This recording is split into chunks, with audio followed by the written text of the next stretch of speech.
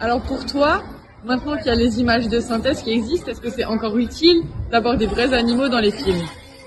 Alors, je pense que pour les films d'action, par exemple, c'est bien d'avoir des animaux de synthèse. Comme ça, on est dans le respect de l'animal, on lui fait pas faire des choses auxquelles il n'est pas habitué. Et par contre, pour tout ce qui est documentaire, reportage et où l'animal, voilà, n'a pas à faire des choses auxquelles il n'est pas habitué, alors on peut encore utiliser de vrais animaux.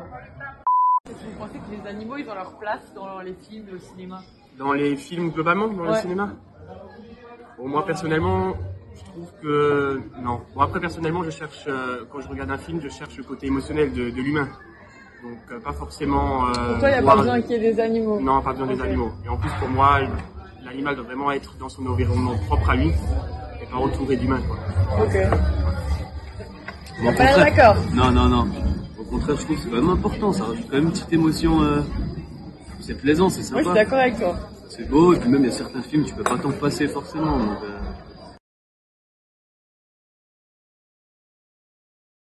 Dans le monde anglo-saxon, par rapport à la France, il y a quand même une certaine avance, on va dire. Ils sont un peu en avance par rapport à nous sur la prise en considération de la santé, du bien-être et donc de la notion de danger des animaux. Nous, on a quoi? On a l'article L214.1 du Code rural et de la pêche maritime, que vous connaissez.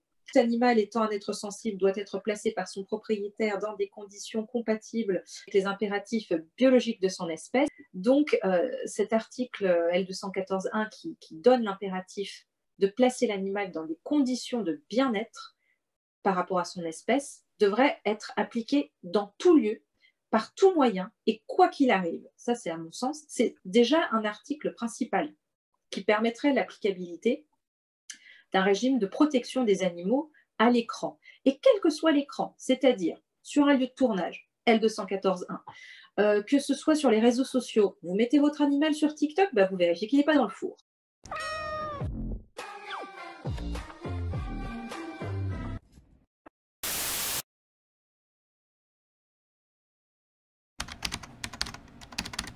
Il y a eu pas mal d'animaux qui ont eu des accidents, on va dire, ou qui sont morts sur certains tournages. Je pense à des chevaux sur le tournage du Hobbit, notamment en Nouvelle-Zélande. Ils utilisaient beaucoup de chevaux. Il y a quand même des beaux élevages qui ont d'ailleurs été utilisés pendant le tournage du Seigneur des Anneaux, qui est un tournage qui a duré 3 ans avec des centaines et des centaines de chevaux, des milliers de figurants, et il y a eu des accidents.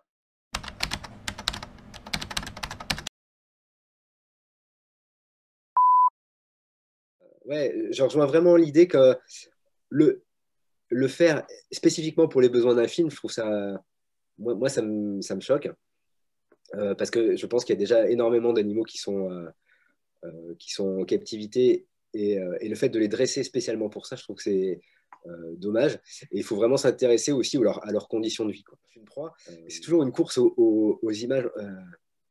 Et ça, parfois, en fait, je trouve ça aussi dommage de ce niveau-là. On n'arrive plus à se contenter d'une image sobre d'un animal, quoi. Voilà, faut toujours plus. Et quand on sait ce qu'il y a derrière ce plan magnifique d'un lion qui est suivi comme ça au ras du sol, là, en gros, c'est un 4x4 qui est juste à côté avec une grande grue et une caméra qui est à quelques centimètres du sol.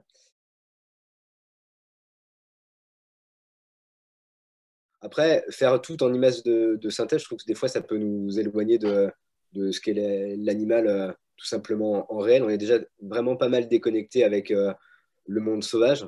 Je trouve aussi, euh, je pense qu'en filmant des animaux dans leur milieu, on peut aussi euh, faire des histoires assez folles et le montrer tels qu'ils sont.